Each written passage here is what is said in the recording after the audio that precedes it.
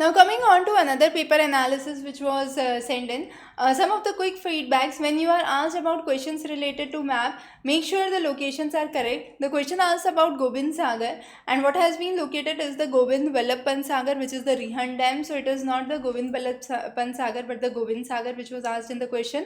The next is a question: why rainfall is less in the valley of Kashmir as compared to the southern foreland of the Western Himalayas. So the points have not been apt.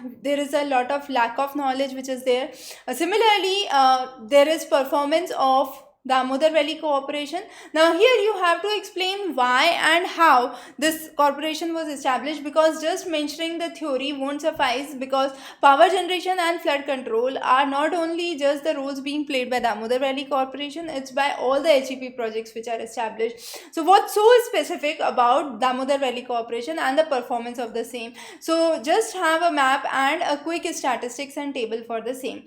The next is assess the role of irrigation in Gujarat's agriculture. Now in this map, rather than writing the regions of Kutch, Saurashtra, a good way would be to depict the areas where you have canal irrigation, where you have well irrigation, where you have riverine irrigation, or where you have tank irrigation, and this would give you a much clearer picture as compared to what is given there. Then what is the soil structure, what are the major crops grown? So be a little geographical in approach and include more topics.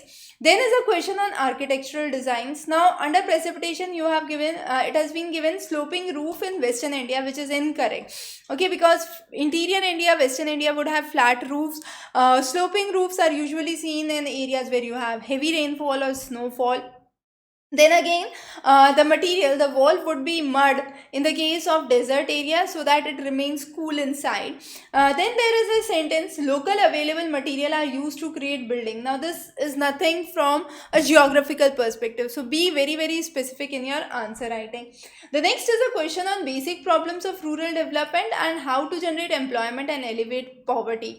Now the second section, which is 10 marks, and the first section is 10 marks. First of all, equally distribute that in the answer copy, and then when it talks about generating employment and elevating poverty, include the schemes of the government, the present schemes, the past schemes, the shortcomings and the benefits of those. So the basic problems have to be addressed, and again, when you are addressing the problem, focus on the problem.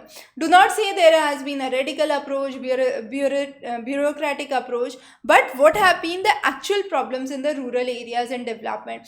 It is lack of literacy, lack of healthcare, lack of basic standards of living, so that has to be addressed. The next is the objectives of development of new town in India. Now again, this diagram does not make sense in this question. So when we are talking about the existing towns, there is congestion, there is traffic pollution, unsystematic growth, urban sprawl. So all those points need to be taken into account, and therefore there is a need to establish the new towns. Now this diagram again does not make sense, promoting amenities to different cities. It's just the map of Delhi NCR, and why it has been included here is not written. So that needs to be incorporated. The next is the development of Navi Mumbai. Now this was asked in the question itself. So 50% marks for each. Now here you have to write down the case study. So the case study should be in pretty detailed format. Okay.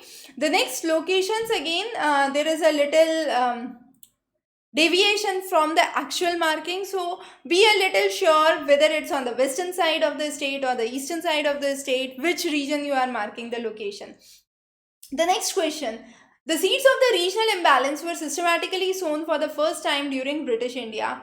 How do you justify it? Now here, we don't just introduce terms. Growth pole, core periphery model, cumulative causation, all the terms have been included. Now this answer is not a exact answer, because when we are saying the seeds have been put during the period of British India, and that has been the reason for regional imbalance. Why? Because they developed certain pockets which were the trading centers, which were the port areas, which were the hill stations, and the material was brought from the remaining parts of the nation. So automatically there was an imbalance which was created across the nations.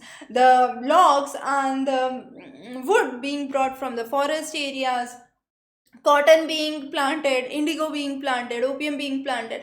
So what was the idea was there was regional imbalance, and this was seeded during the time of British India. So we cannot just say growth pole was one of the reasons, core periphery or cumulative causation. Even if we want to say any of those, we have to suffice it with specific answers. So for example, if I say Kolkata developed as a growth pole, then I would have to explain why Kolkata was the center and there was no other town which was prominent around it. Okay, so that has to be explained and we cannot just vaguely mention it.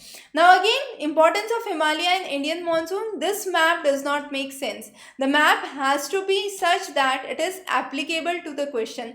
Why Himalaya is important for Indian monsoon, the role of Himalayas. This would lead to formation of the jet streams and the related phenomena. The next is the National Rural Employment Guarantee Program. Now here, what is this program about? When did it started? What are the facts? What are the statistics related to it? What are the figures have to be mentioned? General points cannot be the answer. The next question is a note on hill area development with regards to Northeast India.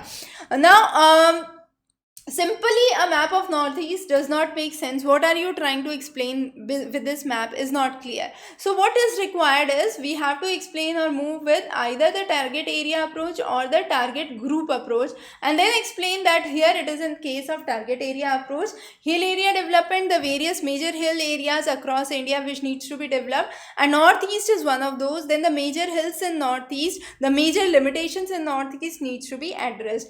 Similarly, the role of transport and what is meant by freight corridor. So half weightage for each of the question. So 15 plus 15 would be the marking scheme. So of the 4 pages that are given, you should dedicate 2 pages to the role of transport and development of the economy and 2 pages to freight corridor. So that has to be very clearly understood.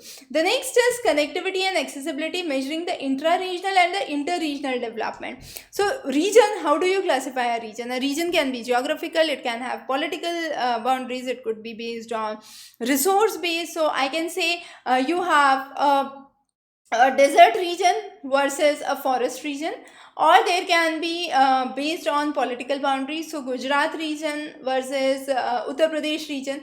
Now within the region is what is intra-regional, and across the regions is inter-regional. So how connectivity and accessibility is important to develop trade relation has to be mentioned. Now again, in question like this, you cannot just say that core areas would be the growth pole and the periphery areas would be there would be semi-periphery areas. How it is related to growth and how it is related to connectivity has to be explained in the answer copy. Mangrove and its importance, again, the major areas where do we have mangroves? So these are smaller pockets as compared to Sundarbans. So first of all, the level of shading should vary across these, because here we have the highest pocket of mangroves. Mangroves are pneumatophores and they actually are the areas where you have exceptionally high flora and fauna basically which is found. So ecologically it becomes very important. So that is one of the ways through which you have carbon absorption as well. So all those points has to be included here.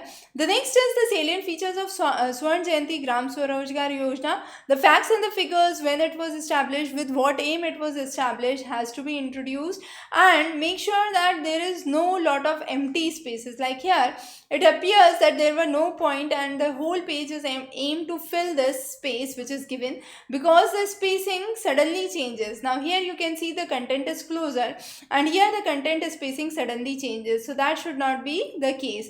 The next is the challenges and prospects of Indian agriculture. Again, follow a common methodology across the paper. Do not use this format, because this is a format which is used usually in book publication. So let's say if the first level heading is this, you can have second level heading with a different arrow, and the first level heading and a little indentation with the second level heading. There should not be a huge gap. As you can see, this much space is being wasted. So not this much gap should be there. But yes, if this is the second heading, you can have this next headings at this location very close to it. Okay, so that was about this question. And then when we are talking about the prospects, the key prospects with Indian agriculture, how those could be improved, we can focus on medicinal plants, aromatic plants, the new methodologies coming in, organic farming, the areas where organic farming can be grown, and the contemporary topics can be included. Now those looking for one-on-one personalized answer evaluation, please follow the links below. I do provide telephonic call with all the paper evaluations that are done to help understand each of the point in detail and with a better clarity. Wish you very good luck for your forthcoming UPSC examination. We would be covering many more interesting topics from NCERT and other subjects as well for the next prelims. Stay tuned. Wish you good luck.